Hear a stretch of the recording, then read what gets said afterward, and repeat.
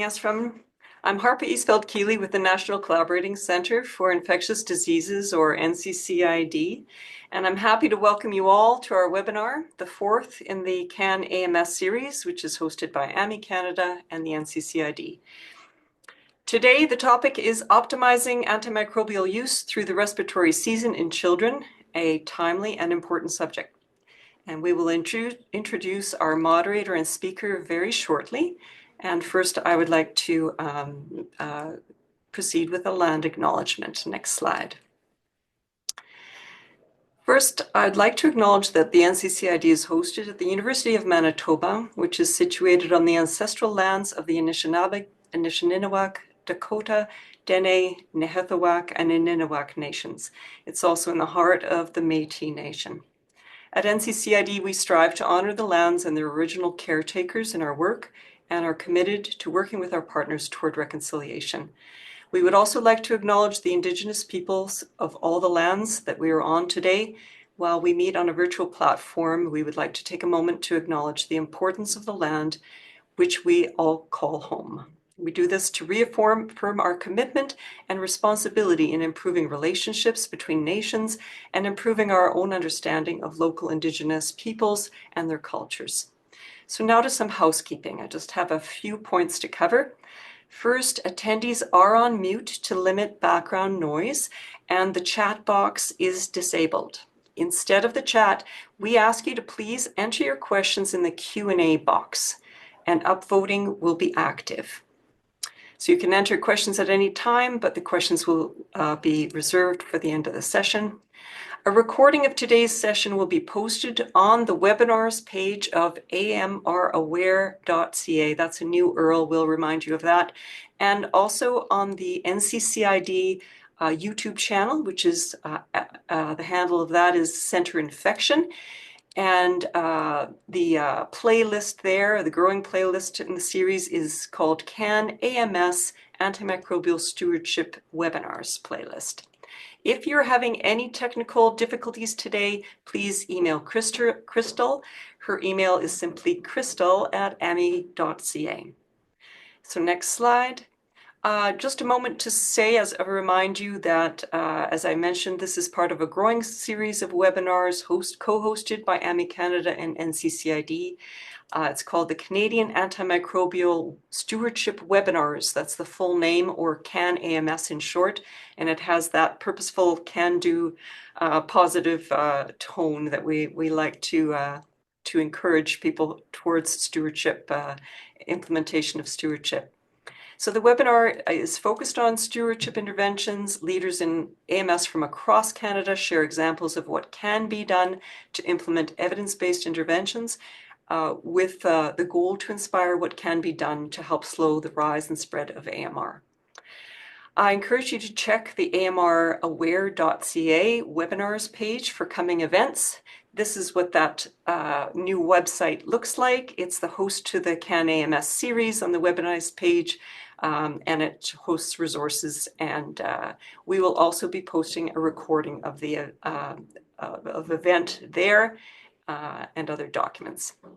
So next to the slide on introductions, now I'd like to welcome and introduce you to our moderator for today's session. Dr. Cora Constantinescu is a pediatrician and an infectious disease physician in Calgary, Alberta, and a clinical associate professor at the University of Calgary. Cora is also the chair of the AMI Canada Paediatric Committee, who provided helpful advice on today's event. We thank the group and Cora. Thank you, Cora, for stepping in to moderate. Please take the mic and feel free to add anything more you'd like as introduction.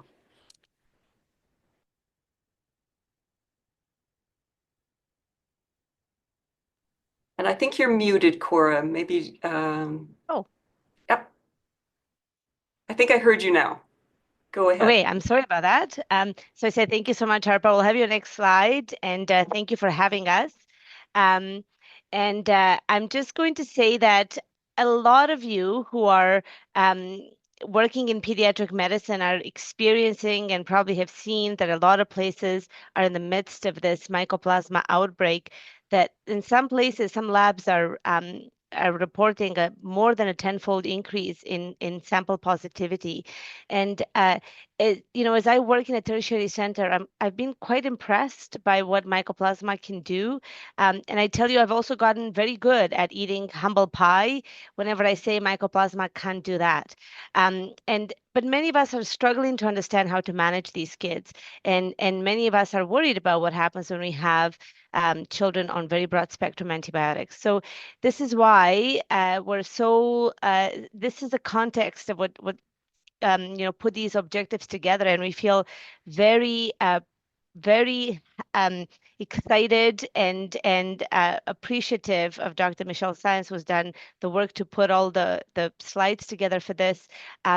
So that we reach these learning objectives, which are a deeper understanding of the role of Mycoplasma in pediatric respiratory infections and how this influences stewardship decisions, and also improve knowledge of evidence-based approaches for your practice, including optimal treatment duration of mild to moderate pneumonia and enhanced strategies for effective collaborative communication and clinical decision making. And to that, I'll welcome Dr. Michelle Science, who's an infectious disease physician at the and an associate professor at the University of Toronto. She's also an academic clinician in the Division of Infectious Diseases, and she's the medical advisor for infection prevention and control and the co-lead of the Antimicrobial Stewardship Program. So nice to have you, Michelle. Thank you, and we'll let you take it away. Great. Thank you so much for that introduction. And I hope you can all see my slides. I've been asked today, as mentioned, to talk about optimizing antimicrobial use through the respiratory season in children. But really, Mycoplasma has resulted in a number of questions. And so a lot of the talk is going to be focused on Mycoplasma and acute outpatient community-acquired pneumonia treatment in children. And just to start, I don't have anything to disclose. I do have a couple of people to acknowledge, many people to acknowledge, but in particular, Dr. Kat Timberlake, who is the antimicrobial stewardship pharmacist that I work with at Sick Kids, and she has really helped to pull together a lot of this information as well as the treatment algorithm. And also Dr. Olivia Austrow, who's one of the pediatric emergency physicians, and she does a lot of the outpatient antimicrobial stewardship with our team at the hospital. So I won't go through the objectives, which have already been mentioned, but in terms of the outline for the talk today, I'm going to start by giving an overview of Mycoplasma pneumonia infection in children. I'm going to talk a little bit about the impact of the recent increase in cases on prescribing and also some of our antimicrobial stewardship efforts around that. And then hopefully we'll have time to talk about some of the evidence out there on optimal treatment duration for mild to moderate pneumonia, and end with some of the strategies for effective collaborative communication for the upcoming respiratory season. So just to start with some of the Mycoplasma epidemiology, which many of you will be aware of. So this infection is most frequently seen in the summer and early fall, where it's estimated to account for 4 to 8% of community-acquired pneumonia. But we do see outbreaks or epidemics every 3 to 7 years where it can account for up to 20 to 40% of community-acquired pneumonia cases. And this is likely because of changes in the predominant circulating strains. We believe that natural immunity is usually short-lived, which is evidenced by frequent reinfections and also variable periods of shedding the organism after resolution of acute illness. Infection can occur in children of all ages, but school-age children and adolescents are primarily affected. Unfortunately, surveillance programs are lacking in most jurisdictions, and this lack of organized surveillance really make it hard to know the exact impact of Mycoplasma pneumonia from a public health perspective. So what many people have been talking about is the increasing Mycoplasma pneumonia infections that they are experiencing or that they're seeing in their practice. And so starting in 2020, there was a significant decline in Mycoplasma and over the course of the COVID-19 pandemic. But really since the fall of 2023, several countries have started to identify an increase.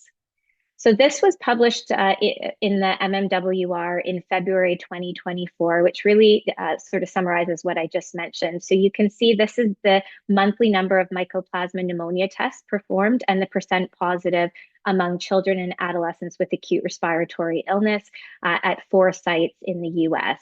And so you can see over the course of the pandemic from 2020, the blue line there is quite low, so percent positivity is low. And then you see starting in around the summer of 2023, the percent positivity has started to increase. Not only was this seen in the US, but in other parts of the world. So this is a publication from France, again, showing similar trend of low cases over the course of the pandemic, but since 2023, a sharp increase in the number of cases of Mycoplasma pneumonia detected in patients with acute respiratory illness, particularly children.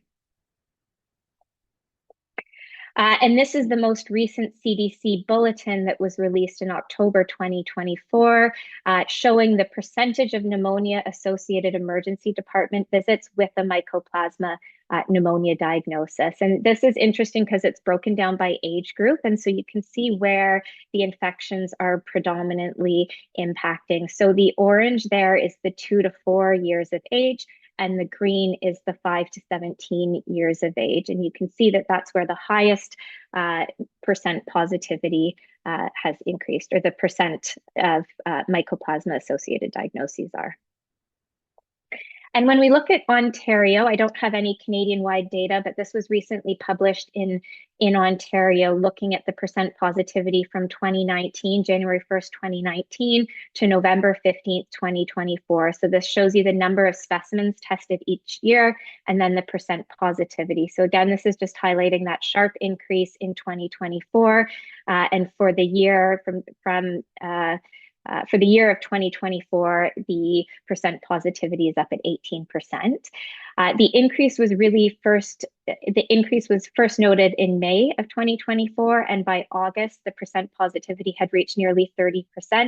And at the time of this report, which was in November, the percent positivity was still remaining quite high.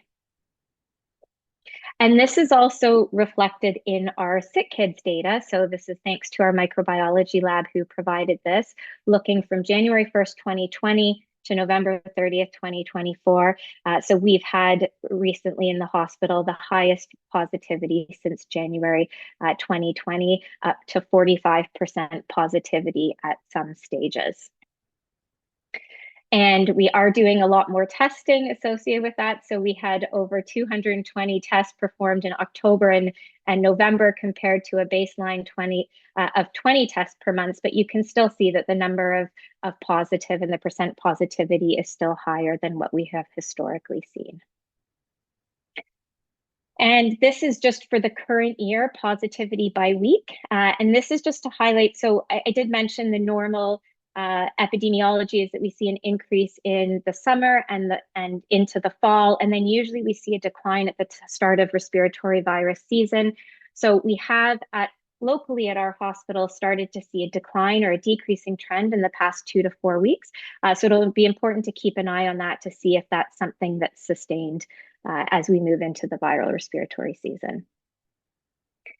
Moving to the age groups, this is similar to what we saw in the data from the US. This is the Mycoplasma pneumonia in Ontario. Again, just highlighting that those ages that are impacted are really predominantly that 5 to 17, where the percent positivity is upwards of 45%, but still other age groups impacted. So the 0 to 4 age group had a percent positivity of 25.5%.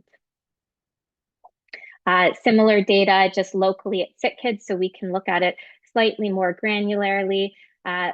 So the blue bars are the number of tests conducted in patients. So between the ages of 2 to 17, roughly the same number of tests completed, but the highest percent positivity is really among those 8 to 12 years old, and the lowest positivity in the younger age group of 0 to 3 years old. And so with this increase, I'm sure you all saw in the news, there were numerous news reports about walking pneumonia being on the rise in various regions across Canada. And this resulted in really an influx of questions, which I'm sure many of you may have experienced. So, some of the questions that came into our group is, should we be testing everyone for Mycoplasma? Should we be changing our approach to community-acquired pneumonia? For example, should I be starting all patients on azithromycin? Should we treat everyone with azithromycin and amoxicillin?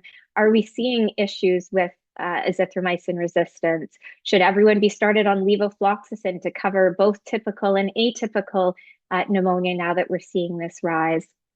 And we also got some questions about patients that were still sick after they started amoxicillin. Should we be testing then for mycoplasma? Should we switch from amoxicillin to azithromycin? And then what do we do if they don't respond? So really a lot of great questions came in and highlighted the opportunity for us to help make an impact on antimicrobial use. We also got a number of anecdotal reports from frontline clinicians on the impact of this mycoplasma in the news and also what people were seeing clinically. So we heard of patients receiving multiple courses of antibiotics for presumed treatment failure, and even switching back and forth between amoxicillin and azithromycin and back to amoxicillin. We heard of patients being started on azithromycin monotherapy for lobar pneumonias. We also heard about patients routinely being started on dual therapy for all patients with amoxicillin and azithromycin and potentially experiencing side effects. And we also heard about an increase in levofloxacin use. So with all of this anecdotal reports, the questions that were coming in, as I mentioned, it really highlighted an opportunity for our antimicrobial stewardship program to get involved. And so what we did was we reviewed the recent evidence on the role of mycoplasma in respiratory infections in children. We got together a group to develop a guideline to standardize the treatment recommendations and are working towards educating and disseminating that information. And so I want to walk you through each of those stages and some of what we found, starting with our review of the evidence. So many of you will be aware of the range of clinical presentations associated with mycoplasma pneumonia, ranging from asymptomatic carriage to a mild respiratory illness to pneumonia, and then also sometimes extrapulmonary manifestations, which can be severe. With respect to asymptomatic carriage, it actually can be quite common and plays an unclear role in transmission. It can persist, carriage can persist for weeks to months following infection. And what was interesting in the literature when we reviewed it is that rates were very dependent on the time of year and the location and whether or not it was during an outbreak or epidemic. And so I've just highlighted two studies there to give an example. In the Netherlands, there was one study that showed that 21% of asymptomatic versus 16% of symptomatic children tested positive for mycoplasma. And in one study in the US, they found that 56% of healthy controls were positive for mycoplasma despite not having symptoms in the previous 4 weeks. And this was during an epidemic or during an outbreak situation. So what this really highlighted to us was that molecular detection of mycoplasma alone really can't help you differentiate between disease and colonization, or also persistent shedding in the setting of another viral or bacterial illness. Mycoplasma pneumonia is what was in the news and what most people talk about and think about when they think of mycoplasma infections. And so this graphic on the right there just shows, it's from Up to Date, it's showing sort of what the usual clinical course and how it can be quite a prolonged clinical course up to weeks, often has a gradual onset with headache, malaise, and fever. And what we noted reviewing the literature was that there's no clinical lab chest x-ray findings that you can use to reliably say, this is a typical pneumonia caused by strep pneumo or group A strep, or this is atypical caused by mycoplasma. There have been some studies that have shown some features that are, that have classically been associated with atypical pneumonia, and those I've listed there. So school-age children, subacute onset with constitutional symptoms, a prominent and gradual worsening cough, minimal leukocytosis, and mild elevation in inflammatory markers, having a non-lobar infiltrate, and also extrapulmonary manifestations or complications. But none of those can reliably necessarily distinguish between the two entities, which I'll come to when we talk about treatment in terms of the importance. And there are also a number of extrapulmonary manifestations associated with Mycoplasma. So hemolysis, can be a cold agglutinin response in about 50% of patients. So an IgM antibody can develop against the antigen on the RBC membranes, resulting in hemolysis. There can be mucocutaneous disease in up to 25% of patients. And this can be really a very wide range of mucocutaneous manifestations. So you can have a mild erythematous maculopapular or even vesicular rash. You can have a reactive mucocutaneous eruption to a bullous, papular, purpuric gloves and sock syndrome, and even SJS. Less commonly, you can have central nervous system manifestations, and then essentially most other systems can be impacted, although less commonly. So gastrointestinal, rheumatologic, cardiac, and renal. So moving on to diagnosis, as I mentioned or alluded to when we talked about the fact that carriage can be quite common, especially during an outbreak or an epidemic, molecular detection alone can't differentiate between disease and colonization. So when you're diagnosing someone, it really has to be based on having clinical symptoms compatible with infection and also detection of Mycoplasma by either molecular testing or PCR or antibody response. And most labs will accept a variety of respiratory samples, for example, bronchoalveolar lavage, NP swab, throat swabs, and tracheal aspirates. It's important to confirm with your local lab what testing is available and what the recommended specimen type is. For example, at our lab at Sick Kids, the throat swab is the recommended specimen to collect, and this is based on a higher sensitivity. I've listed the study there that showed that the oropharyngeal throat swabs had a higher sensitivity than using the nasopharyngeal swab, but really important to check with your local lab about what testing is available and what testing modality. One of the questions that came through quite a bit to us is about Mycoplasma cultures. And so just to highlight that it's not a culture that's being done, it's a molecular PCR-based test. So there's no sensitivities associated with a culture result. So you're looking for molecular detection, and the resistance that I'll talk about is really based on genetic sequencing and looking for genes that are associated with resistance as opposed to determining susceptibility from a culture isolate. So moving on to treatment.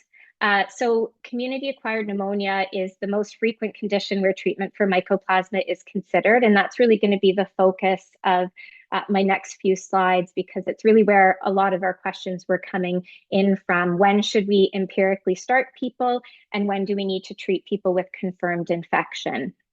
And so when we reviewed the evidence around empiric treatment, it was quite interesting and was similar in both the outpatient and hospitalized patients. So in the outpatient setting, most of the studies supported that patients with community-acquired pneumonia will improve whether or not empiric therapy has activity against Mycoplasma pneumoniae. And this is an interesting finding, and the one study is highlighted there. So they looked at children with a clinical diagnosis of community-acquired pneumonia in an outpatient practice where they looked at beta-lactam versus macrolide monotherapy, and essentially there was no difference in the need to change antibiotics at 14 days in these two groups. In hospitalized patients, there was a paper in JAMA Paediatrics that looked at macrolide in combination with the beta-lactam compared to beta-lactam monotherapy for hospitalized children with community-acquired pneumonia. And so over 1,000 children in the study, and they found that there was no difference in time to discharge in patients that received combination therapy with the beta-lactam and the macrolide versus those that received the beta-lactam. And even when they looked at the subgroup where atypical bacteria was detected, there was no difference in time to discharge, which really puts to question the role of having Mycoplasma-directed therapy in empiric treatment regimens. When you look at treatment of confirmed infections, studies supporting treatment are also limited. So this is a systematic review that was published in in pediatrics in 2014. So they had 17 studies included, and the primary outcome in most of the studies was looking at symptomatic improvement.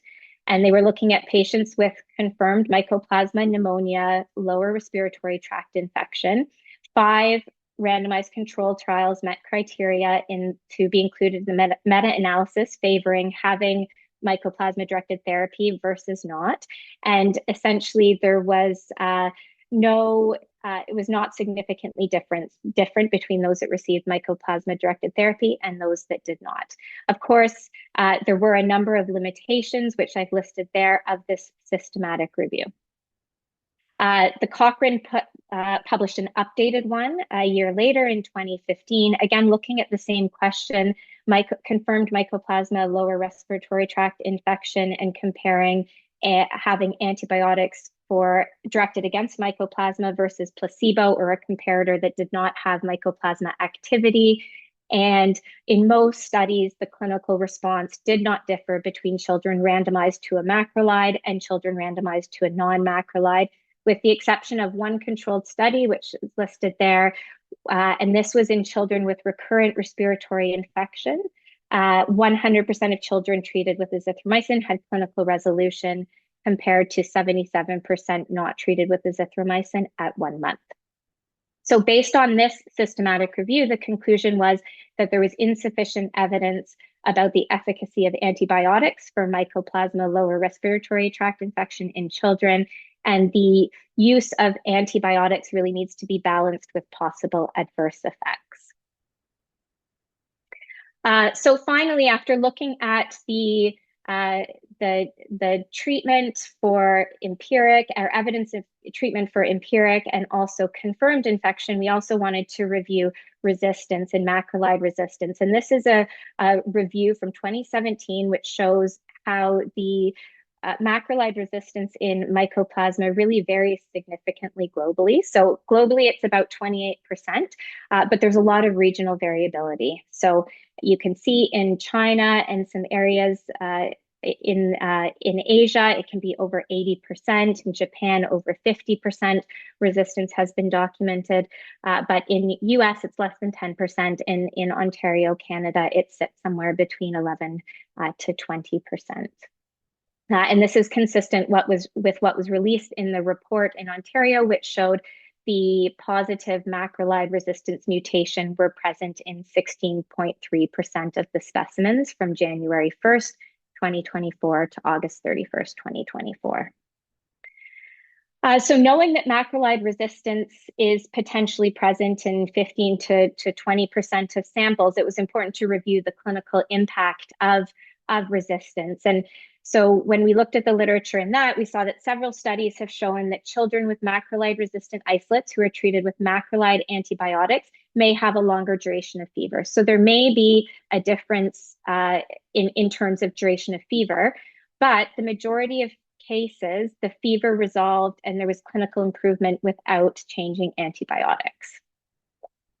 And this study, it was showing, is looking at the difference between clinical features and also outcomes in Mycoplasma resistant isolates compared to susceptible strains. Now, there aren't too many macrolide resistant isolates, so there are only 27 patients with macrolide resistant isolates compared to 333 with susceptible isolates, but you can see that there's no statistically significant difference in hospitalization or outcomes following hospitalizations or other treatments required between the two groups.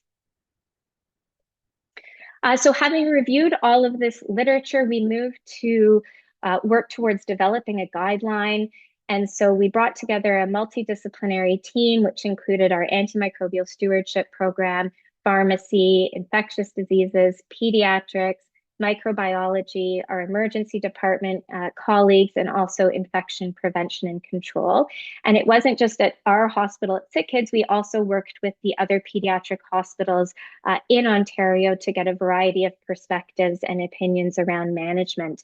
And in developing the guidance, we were really focusing on two areas where we were getting most of the questions. So when should we be testing for Mycoplasma, and when should we be treating both empirically and then when we have someone with a confirmed infection? And so reviewing the testing guidance, or when we were developing the testing guidance, the considerations that we took into account were based on that evidence review. So Mycoplasma pneumonia testing is generally not indicated unless it will alter management.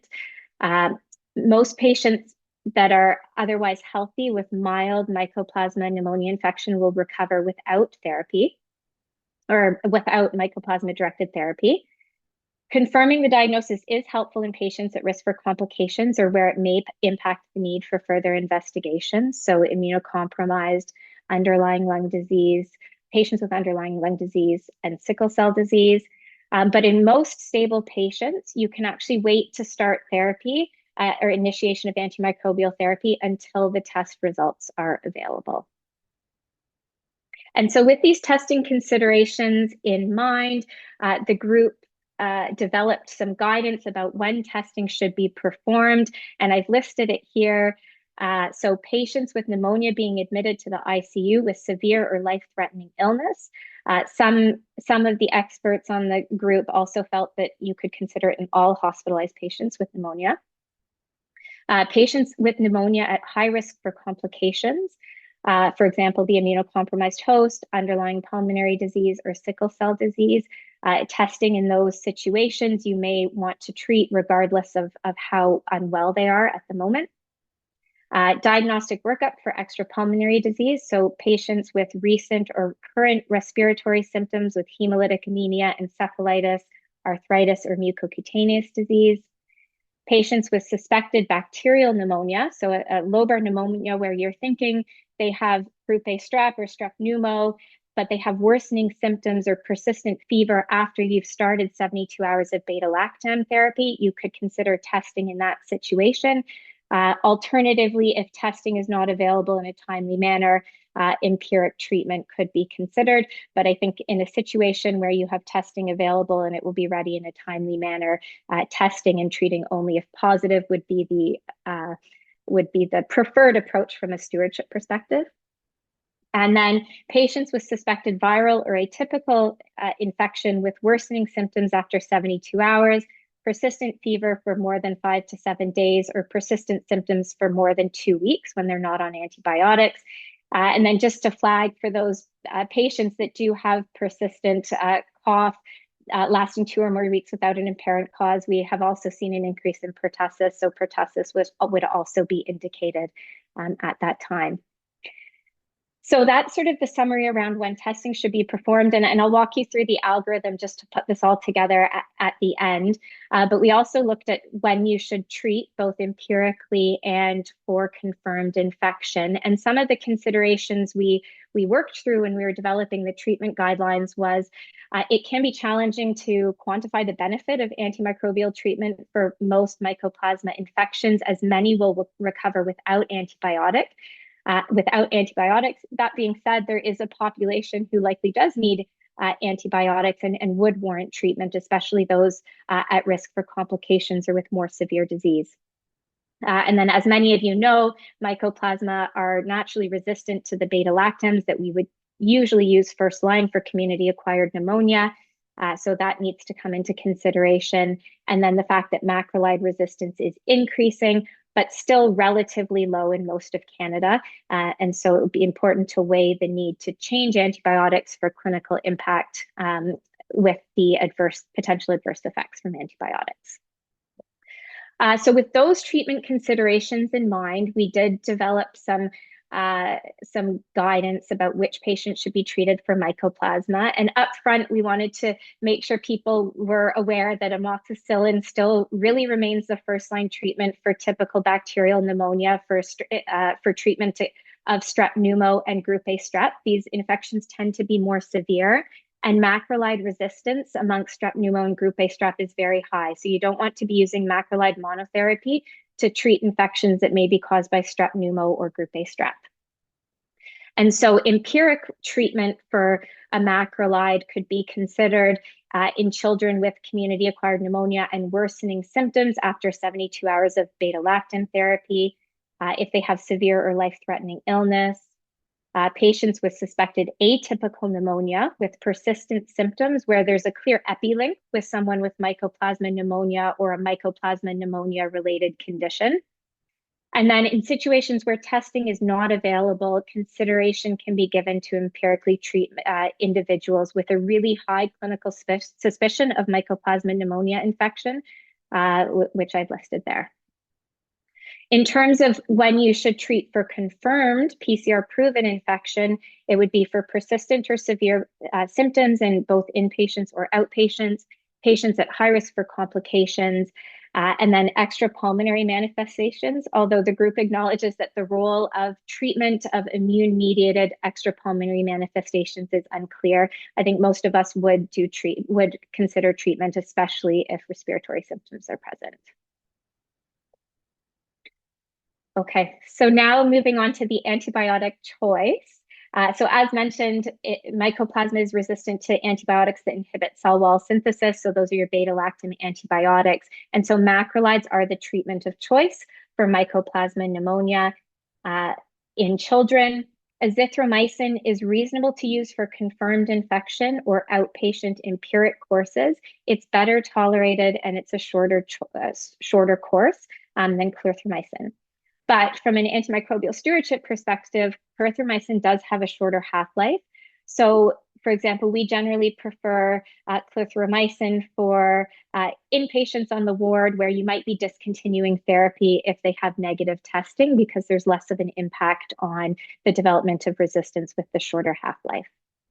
And then the last point I've already mentioned, that strep pneumo resistance to macrolides is high, so it shouldn't be used as monotherapy routinely for community-acquired pneumonia. A number of questions have come in about other agents, the use of tetracycline and fluoroquinolones. From our perspective, we consider them second-line agents that can be used in patients with confirmed Mycoplasma infection.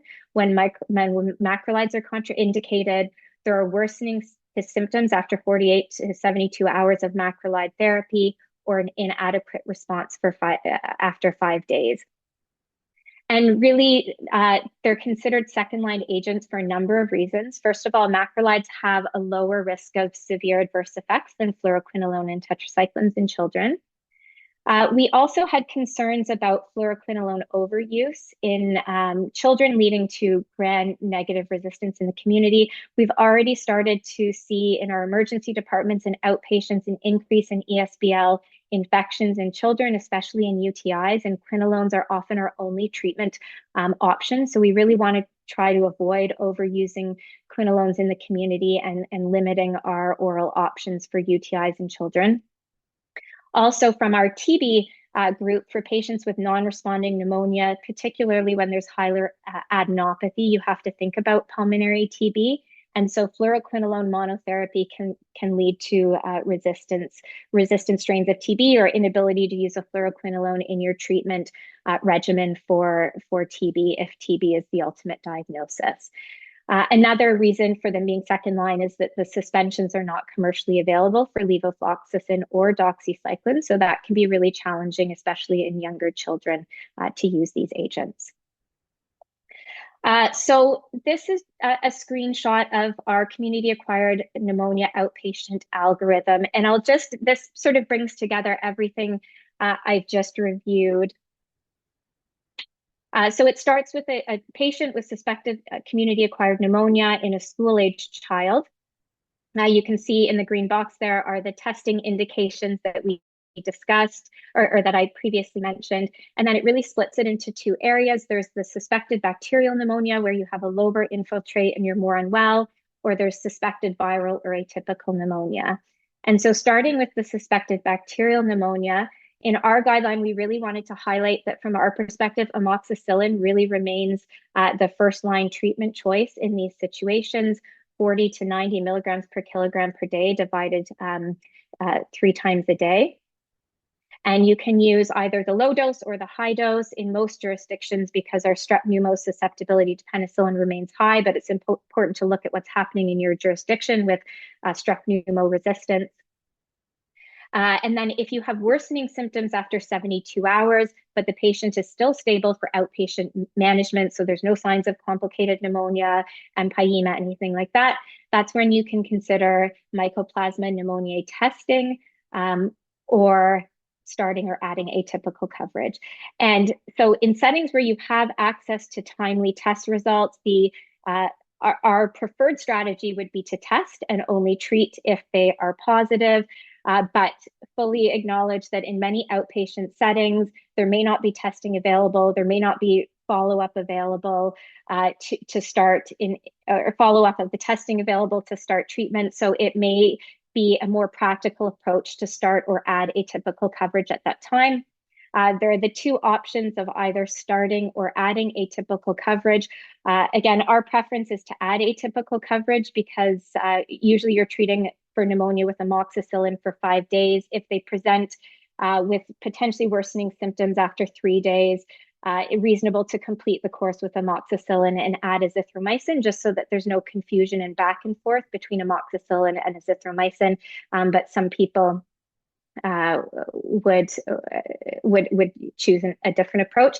And then azithromycin would be first line, and clarithromycin is another alternative. And then if you go down the suspected viral or atypical pneumonia, so these are children that have had a more gradual onset of symptoms, they're non-toxic, there's no lobar infiltrate. If blood work has been done, there's really minimal signs of a significant inflammatory process. Then based on the evidence and knowing that most patients with mild mycoplasma will recover without antibiotics, it's reasonable to follow the path of supportive care with no antibiotics. And then if there's worsening symptoms after 72 hours, persistent fever for more than 5 to 7 days, or persistent symptoms for more than 2 weeks, that's when you can evaluate for a secondary bacterial infection. Again, you want to make sure that it wasn't a viral infection with complicated strep pneumo or group A strep, and you would treat accordingly in those circumstances. But if there's no secondary bacterial infection, again, it brings you back to the side of the algorithm where you would consider Mycoplasma testing or starting atypical coverage with azithromycin or clarithromycin. So that's there. In terms of additional treatment considerations, I mentioned this already. Levofloxacin and doxycycline should be reserved for patients with confirmed infection where IV therapy is needed, there's severe disease, or there's a lack of response after 48 to 72 hours of macrolide therapy. And then we just added a comment about amoxiclav because a number of questions came in about what the role is in outpatient community-acquired pneumonia. And really that's adding coverage for infections with beta-lactamase producing organisms, so some Haemophilus and Moraxella, as well as methicillin susceptible Staph aureus, but these are less common causes of pneumonia in children at the present time. And so really doesn't play a big role in outpatient management of community-acquired pneumonia at the present time. So just to summarize where we are with Mycoplasma, healthcare providers should be aware of the increased infection, especially among younger children. As mentioned, typical Mycoplasma is late summer to fall, and rates usually decline with the start of respiratory season. Rates locally for us may be on a downward trend, so it'll be important to continue to monitor that as we move into the viral respiratory season. And then while most patients with mild infection recover without antibiotics and can be monitored with supportive care, targeted therapy is warranted in certain situations, which are outlined in the algorithm. And testing is generally not indicated in the outpatient environment unless it will alter management. So when testing is performed, usually you can wait to treat for the test results in those stable patients. And then testing and treatment recommendations have been co-developed by the Ontario Paediatric Hospitals, and we hope to disseminate those very soon. Okay, and I know I think I'm just going to check where I am timing. I did want to touch on the last two, but I wonder if Michelle, I feel like we can probably go for another 5 minutes here. There's only one question in the Q&A so far, so okay. Yeah. Okay, so I'll try to go through these really quickly around the optimal treatment duration for mild to moderate pneumonia, and then highlight a couple of strategies for the upcoming respiratory season. So with respect to, and this is moving away from Mycoplasma, so now we're just moving on to, oh, sorry. So now just moving on to general pneumonia treatment guidance and highlighting that the IDSA document, the Infectious Disease Society of America guideline, is archived. There's a new one in development, and it had recommended a 10-day course of treatment because it's been best studied, but acknowledged that shorter courses may be effective. And then the CPS statement in 2024 has been updated to recommend 7 to 10 days for hospitalized, but acknowledged for non-severe, so ambulatory and admitted patients with a quick response, 5 days is reasonable. And there are a number of studies that really led to this recommendation. This one was from Ontario and from a group out of McMaster that looked at 5 days compared to 10 days for community-acquired pneumonia, looking at clinical cure at 14 to 21 days, and really found that the short 5-day course was comparable to standard care for children who didn't require hospitalization. This one was from the UK and Ireland. It was looking at lower dose compared to higher dose and 3 versus 7 days. And essentially, just in the interest of time, the conclusion of this study was the 3-day duration was non-inferior to 7 days. But the confidence interval within the non-inferiority was only for the ED group. So it may not be true for those that are discharged after inpatient treatment. But this last one looked at 5 days versus 10 days for community-acquired pneumonia in children that had had early clinical improvement. So they had no fever and had already gotten better, looking at 5 days versus 10 days. And in this study, children responding to initial treatment, the 5-day strategy was actually superior to the 10 days. This was all brought together in a systematic review, looking at the treatment duration for community-acquired pneumonia in children, which found no differences in retreatment, hospitalization, or treatment failure, showing, and the conclusions were that the shorter antibiotic treatment duration of 3 to 5 days was equally effective compared to the longer recommendation of 7 to 10 days. And so this really supports the CPS statement that is currently out. We worked with our emergency department, our antimicrobial stewardship team, reviewed to see how well these guidelines had been implemented in our emergency department. We retrospectively reviewed our outpatient antibiotic prescriptions from September 2022 to September 2023, and found that only 19% of prescriptions were consistent with our current guideline, with the current guidelines of 5 days. And most of the time, the reason they weren't consistent with the guidelines was because of duration. So you can see on the right-hand side there that while a number of people were prescribing 5 days, there was still a large number that were prescribing 7 and even 10 days for outpatient community-acquired pneumonia management. And so with this, we worked with our emergency department colleagues. We looked at a number of intervention strategies, those from low-level interventions like education, measure, and then to hard coding, higher level interventions. And so we first started with some education. We updated our first line guidance around community-acquired pneumonia to add the duration of 5 days. We provided some audit and feedback on our findings of the review to show that some people were still prescribing 7 to 10 days, and there was an opportunity to reduce the antibiotic exposure in the community by reducing to 5 days without an impact on clinical outcomes. And then we also looked at some hard coding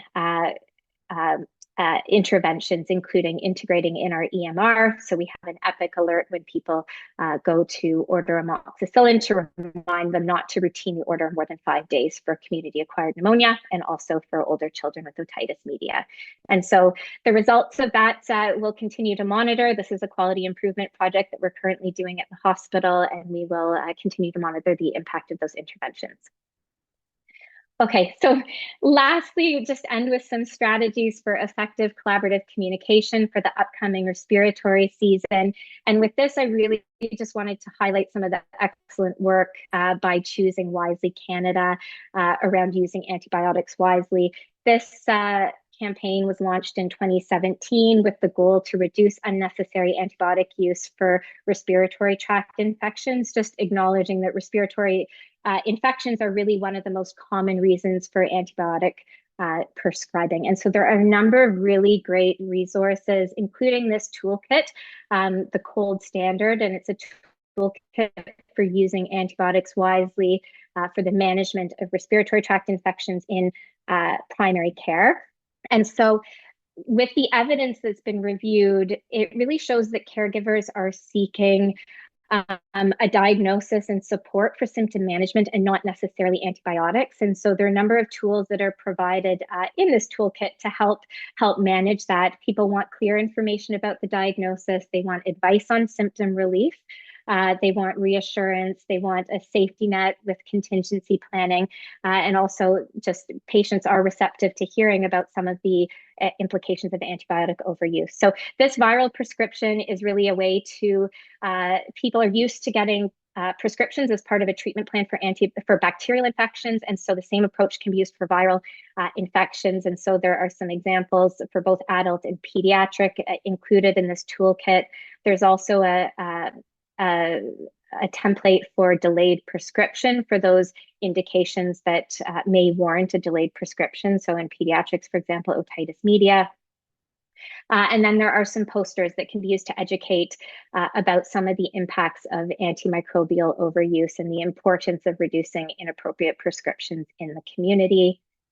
And then lastly, they also have one specific for pediatrics for bronchiolitis. So there's this great info sheet that can help provide families with information about bronchiolitis, what it means, how they can help their child, as well as a viral prescription pad, really just showing some of the ways that you can help make your child feel better or manage the symptoms aside from antibiotics. And so those are some really great resources, and I will end there to answer any questions. Amazing overview.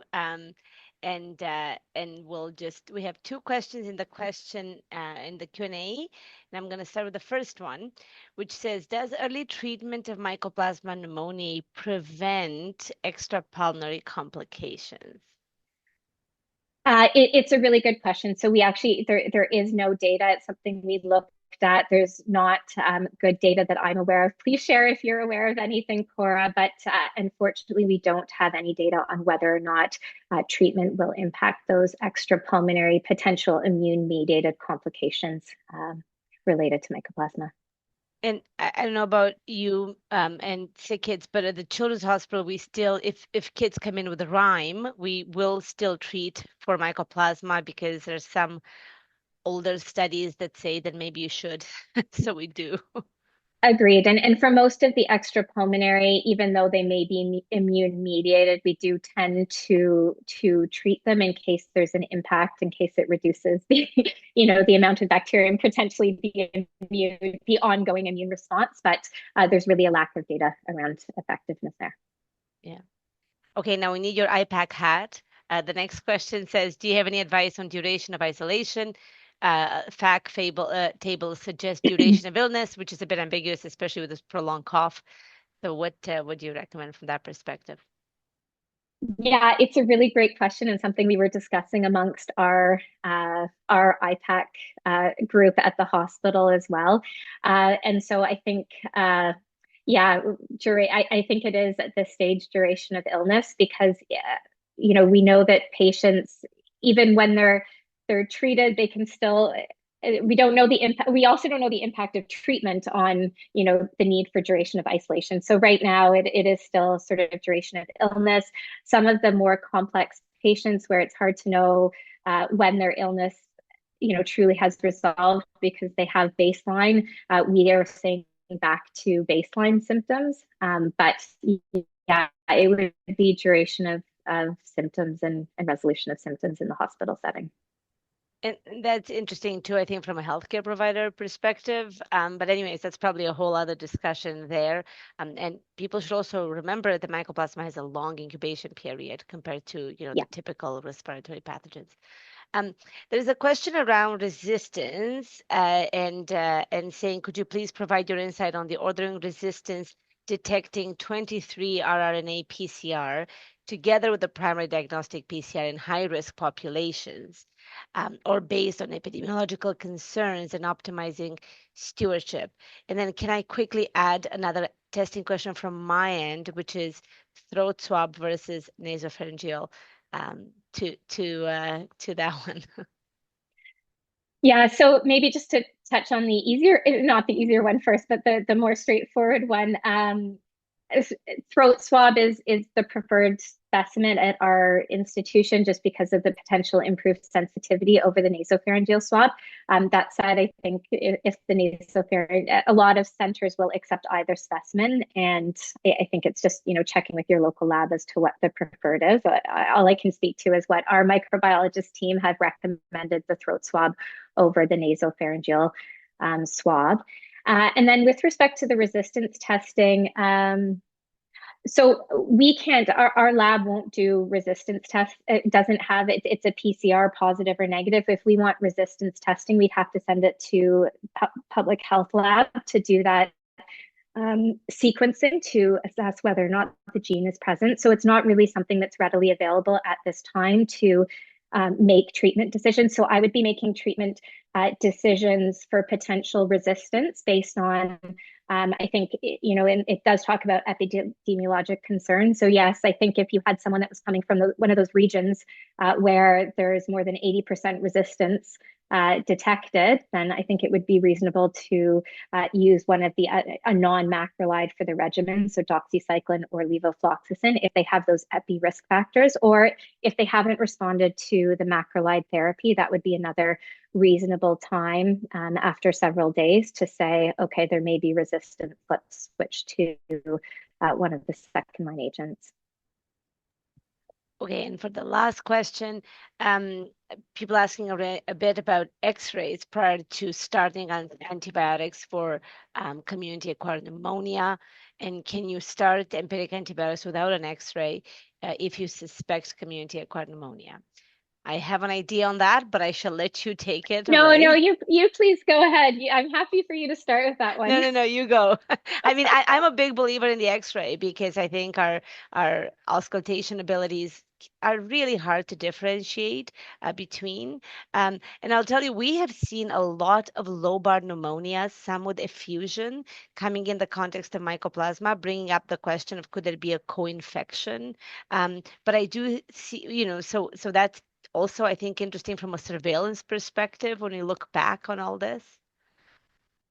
Yeah, I think that's very fair, and I'm also think it's reasonable to confirm the pneumonia. And I believe the CPS statement still recommends a chest X-ray to confirm pneumonia in most situations. I think the one area where there's some caution is obviously choosing wisely has come out in terms of the bronchiolitis recommendations about not routinely doing chest X-ray in the setting of bronchiolitis. But I think if you're thinking it's a confirmed bacteria and you're suspicious for bacterial pneumonia, chest X-ray would be very reasonable in those circumstances. Great. Thank you so much, Michelle. We'll pass it back to Harpa. Thank you both so much. That was a information-packed session. And just advancing our slides there we just want you to get a chance to do a survey to give us some feedback on the event. That will be very helpful. We'll be coming back to you in February with another event focused on the use of antibiograms for stewardship. And so stay tuned we don't yet have the date, but that'll be a February event. Again, thank you so much, Michelle and Cora, for bringing your expertise to this event. It's been very, very helpful. We will be posting a recording on the amraware.ca website. Requests are coming in, I think, for slides and algorithm with guidelines. So we'll endeavor to post those as well as soon as possible to the site alongside that recording. So thank you all, and have a wonderful afternoon.